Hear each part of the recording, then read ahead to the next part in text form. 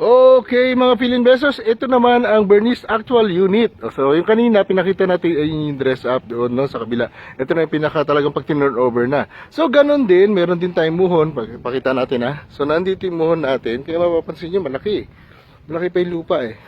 So, from here, dito yan, no. Ayun, yun yung muhon. Ayun yung muhon, no? So, ito yung pinaka-property line na tinatawag. Kagandahan pa niya, mapapansin nyo, yung mga bahay natin may mga puno. Ganun si Philinvest, naglalagay ng mga puno para maaliwalas. Maganda yung mga nilalagay ng puno. Tapos ito yung pinaka-property line natin. From here hanggang dito naman. Natakpan lang eh, pero nandito yan. Nandito mo niya. So ibig sabihin, yung lote natin, ito 60 pinaka-ano pa to, pinaka-minimum pa to.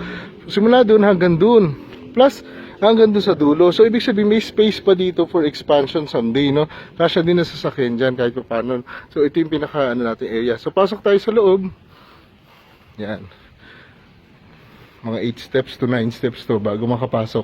Ito na yung pinaka-actual naman na turnover. So mapapansin natin, plain cement finish siya para nga makapili pa yung kliyente ng magandang tiles at nakatipid pa siya. Ano lang yun, diniscount na lang.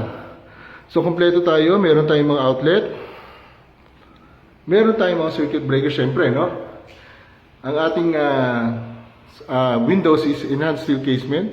Ay, may space pa sa labas, oh, ganda. May garden ka pa. Tapos, kompleto na outlet. Daming outlet. Oh. Ito na yung pinaka space mo. So, yun ang kagandahan lang dito. Ayan, oh.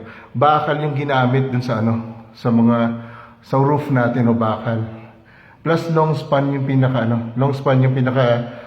bubong natin. Kaya pagdating ng araw, yan ay naiiwasan yung tulog kasi walang putol. So, long span siya. Tapos, bakal. Ang kagandahan dito kasi pag ikaw ay nag-second floor, pag kinating mo kasi itong mga to, pwede mo pa siyang gamitin dun sa taas. So, nakatipid ka na naman. Kasi high ceiling siya, mataas.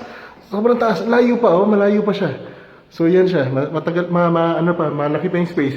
So, ang ginagawa ng iba, imbis na magkisame pa ganyan, nagkikisame na sila, dinidikit nila dito.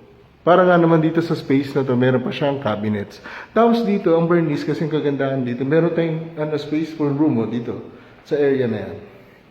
Ang laki pa. Kung tutuusin. Yan siya, oh. Ito na yung space for room mo. Tapos ito yung pinaka sa CR. Yan yung restroom natin. Kompleto naman siya. Yan, may shower. Tapos ito yung pinaka area for sala and dining. So yan siya, no? Yan yung mga outlet. So, ikot ulit tayo sa likod para makita natin yung service area. Yan, ganda, oh. Laki siya, oh. Imagine nyo to pag na-expand nyo na to someday, pag na-expand mo sa taas. So, ibig sabihin pa, pwede mong gawing parang dining area na yan. Yung lugar na yan. Mas maluwag na itong living area mo nga naman. So, ganun siya. Kaya, punta natin sa likod. Okay, so hanggang dito pa yung lupa. Malaki pa, eh. So, mapapansin natin sa likod, ito na yung kapitbahay. Ayan, oh, para may bakod na nga naman siya yung pinakalaman. May service area siya kasama. Libre na to. So, meron tayong dito, stainless sink. Yung natin, lababo. So, pwede natin lagyan dito ng cabinets lang para magkaroon tayo ng taguan dyan ng mga things natin. So, dito siya. Sa likod. Ayan, hanggang dito yan. Nandito yung muhon yan. Sa gitna. So, pwede ka magpabakod dito. Pwede ka magpabakod syempre dito sa likod.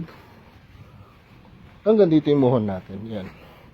So, ibig sabihin, from here, pag ganun, at syempre, pag ganun naman, yan pa yung lote natin. So, ibig sabihin, malaki pa talaga siya. Malaki pa yung pwede natin expand someday. Yan ang kagandahan kasi doon kaya ng ating abot kamay, no? Sa bulsa. Ang monthly, pero maganda doon pagdating na araw. Pag nakaipon na yung kliyente natin, unti-unti, pwede niya na pagandahin at palakihin pa yung kanyang bahay. So, yun po ang ating Bernice Actual Turnover. Salamat po mga Philinvestors!